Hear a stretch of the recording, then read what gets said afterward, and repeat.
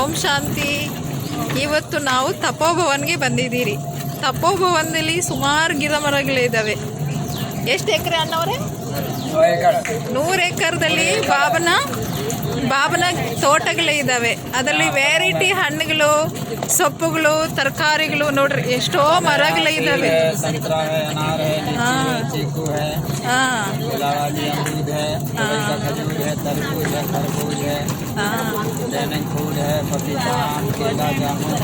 ನೇರಳೆ ಹಣ್ಣು ನಮಗೆ ಅಣ್ಣವರು ಈಗ ತಿನ್ನಿಸ್ತಾರೆ. ಪಪ್ಪಾಯ ಹಣ್ಣು ನೋಡ್ಬಿಟ್ಟು ಬಂದ್ಬಿಟ್ವಿ.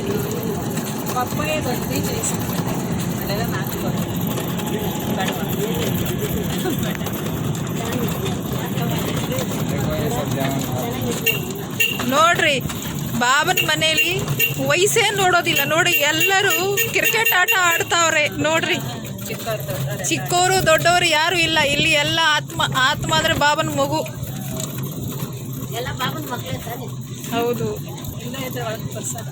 ನೋಡಿ ನೋಡಿ, ನಮ್ಮ ಎಷ್ಟೋ ಸಹೋದರರು ನೇರಳೆ ಹಣ್ಣು ತಿಂತಾವ್ರೆ.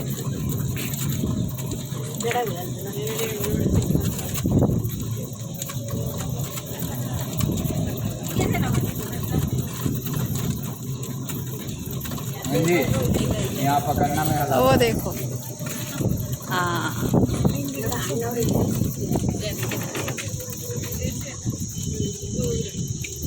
ಓಕೆ, ಈಗ ನಾವು ಸಹ ನೇರಳೆ ಹಣ್ಣು ತಿನ್ನೋಣ.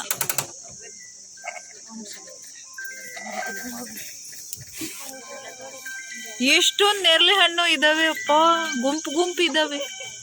ಎಲ್ಲಿ ನೋಡು. हेलो, ओम शांति जी साहब, आइए. अभी तो खाना रखा है, 3 बजे ठहरिया जाइए आप आराम से. मैं रास्ते में हूँ. नहीं, मैं रास्ते में हूँ, अभी गेट जा रहा.